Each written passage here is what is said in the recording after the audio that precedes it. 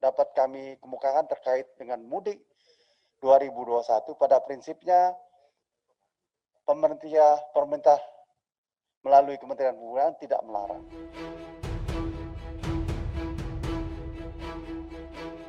Mudik Lebaran 2021, Menteri Perhubungan mengumumkan pemerintah tidak akan melarang masyarakat untuk mudik. Pernyataan Menteri Perhubungan Budi Karya Sumadi ini disampaikan saat rapat kerja dengan Komisi 5 DPR.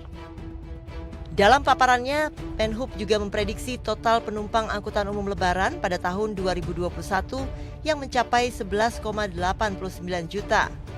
Kementerian Perhubungan mengantisipasi isu strategis angkutan Lebaran diantaranya, lonjakan pergerakan orang diprediksi tinggi karena lamanya warga berada di rumah selama pandemi. Program vaksinasi COVID-19 yang juga sudah berjalan. Lalu penerapan PPNBM 0% yang berdampak pada peningkatan kepemilikan mobil baru.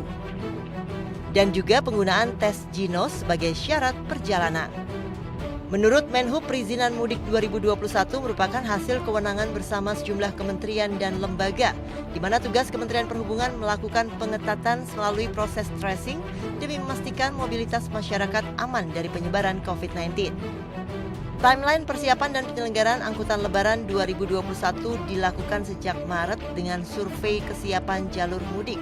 Namun, Menteri Perhubungan menolak merinci lebih lanjut mekanisme pengetatan yang akan dijalankan pada tiap simpul transportasi massal. Kami menyatakan bahwa boleh atau tidaknya dilakukan mudik tentunya adalah kewenangan bersama antara beberapa KL.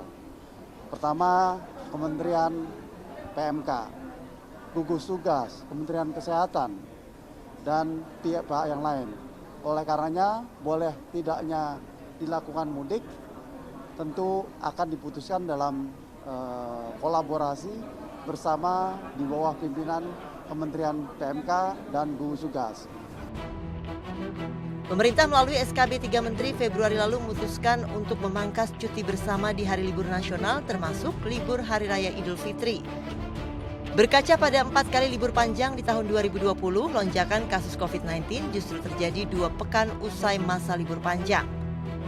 Pada libur Idul Fitri 22 hingga 25 Mei 2020, kasus COVID-19 bertambah 93%. Libur Hari Kemerdekaan 15 hingga 17 Agustus 2020, kasus COVID-19 bertambah 58%. Lonjakan kasus pada libur Tahun Baru Islam 20 hingga 23 Agustus 2020 mencapai 118%.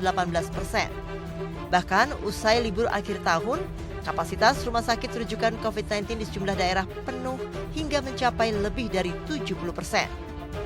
Libur Lebaran tahun 2020, pemerintah memberlakukan larangan mudik dan memperketat semua simpul.